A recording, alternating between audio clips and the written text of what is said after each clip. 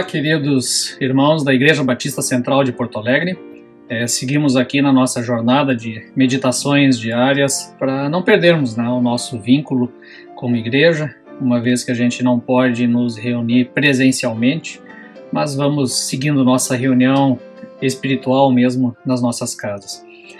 Eu tenho meditado nas vezes em que eu tento contribuir com a meditação, eu tenho trabalhado com os Salmos, por alguns motivos, né? Um deles é que os Salmos ele é um grande repertório de experiências humanas, as mais diversas, que sempre se reportam de alguma maneira a Deus, né? Então, mesmo no sofrimento, eles entoam e cantam a Deus nesse sofrimento, muitas vezes clamando e perguntando por que isso está acontecendo.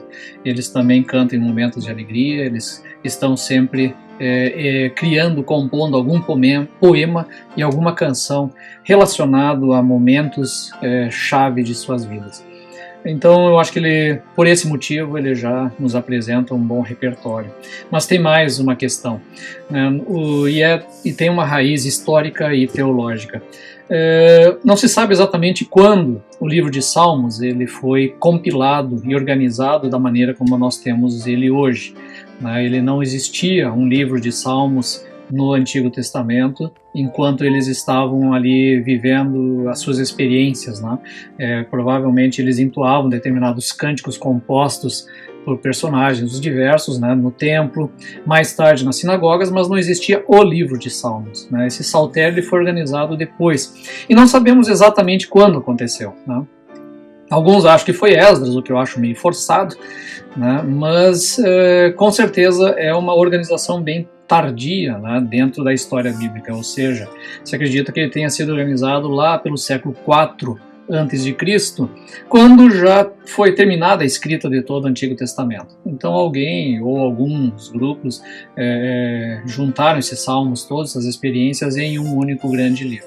O que é interessante para nós pensar nesse sentido é que essa organização de salmos ela aconteceu não num período de glória como o de Salomão, né, ou do tempo da existência das monarquias lá em Jerusalém, mas depois, né, essa organização ela aconteceu durante o exílio e durante o longo período de provação e dificuldade que esse povo judeu passou. Então eles sentiram uma necessidade, no meio dessa situação de sentimento de fracasso e de falha, inclusive de castigo de Deus, de cantarem a Deus, né? Porque me parece, isso na verdade não parece a mim, isso eu estou copiando lá do N.T. Wright, no seu livro Salmos, né? Então ele menciona que justamente essa expectativa, esse sentimento e essa necessidade de cantar a Deus, ele funciona como algo a sustentar a sanidade do povo naquele momento, né, dele conseguir manter os seus pensamentos em ordem e também trazer esperança, né? O Deus que agiu no passado, ele vai agir no futuro.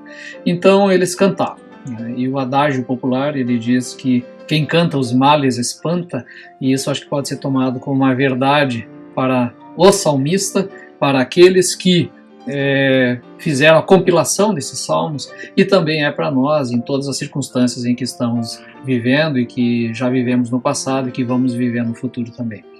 Então eu gostaria de novamente ler um salmo, e aqui apenas ler esse salmo, eu não vou comentar nada nele, porque ele é um salmo de efusivo louvor a Deus. E é um salmo em que o salmista ele canta a Deus e ele convida não apenas o seu povo a cantar a Deus, mas todos os povos da terra a adorarem a este Deus, um Deus que vem para julgar e um Deus que vem, né, com a sua força também para trazer salvação. Então, eu gostaria de ler salmo, é o Salmo 96, e é um salmo que vale a pena os irmãos buscarem aí no YouTube e ouvirem uma versão que foi musicada desse salmo pelos Vencedores por Cristo lá no final dos anos 80, né?